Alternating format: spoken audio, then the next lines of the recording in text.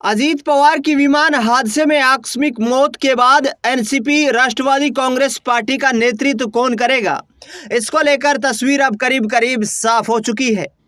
बता दें आपको कि अजीत पवार की पत्नी सुनेत्रा पवार ने देवेंद्र फडणवीस के नेतृत्व वाली महाराष्ट्र सरकार में डिप्टी चीफ मिनिस्टर का पद स्वीकार करने पर अपनी सहमति जता दी है और ऐसे में सुनेत्रा पवार अब डिप्टी चीफ मिनिस्टर के रूप में शपथ लेने जा रही है।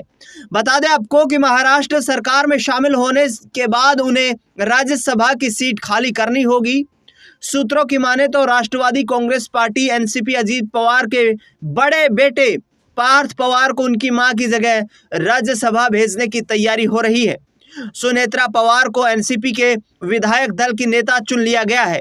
सूत्रों के अनुसार सुनेत्रा पवार का शपथ ग्रहण मुंबई राजभवन में होगा। वह पुणे जिले की बारामती विधानसभा सीट से उपचुनाव भी लड़ेंगी, जो उनके पति अजीत पवार के निधन के बाद खाली हो चुकी है। सूत्रों के मुताबिक प्रफुल्ल पटेल को एनसीपी का राष्ट्रीय अध्यक्ष बनाया जा सकता है। हालांकि एनसीपी के नेताओं का एक बड़ा वर्ग मानता है कि सुनेत्रा को न केवल उप मुख्यमंत्री बनाया जाना चाहिए, बल्कि पार्टी की कमान संभालनी चाहिए। इससे एनसीपी के दोनों गुटों के फिर से एकजुट होने की अटकलें भी खत्म हो गई हैं। ऐसी संभावना जताई जा रही थी कि अजीत पवार के निधन के बाद उनके नेतृत्व वाली एनसीपी का शरद पवार गुट वाली एनसीपी में विलय हो सकता है।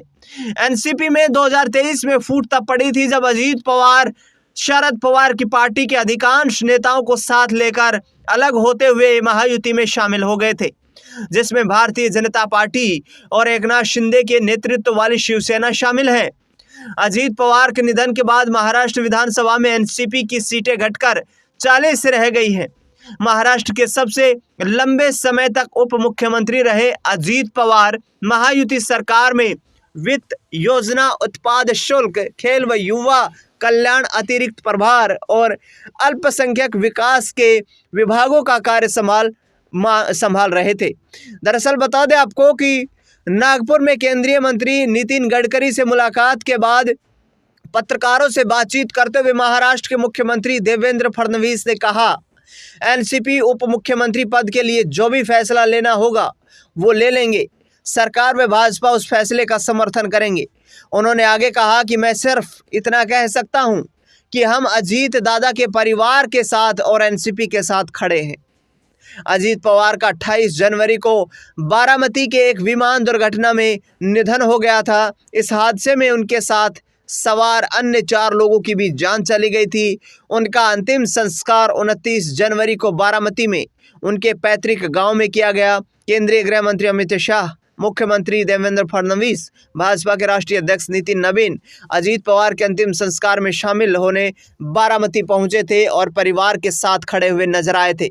लेकिन देखना दिलचस्प होगा कि शरद पवार गुट में विलय की जो खबरें सामने आ रही थी, अब उनका क्या हो सकता है। इस खास रिपोर्ट में फिलहाल इतना ही।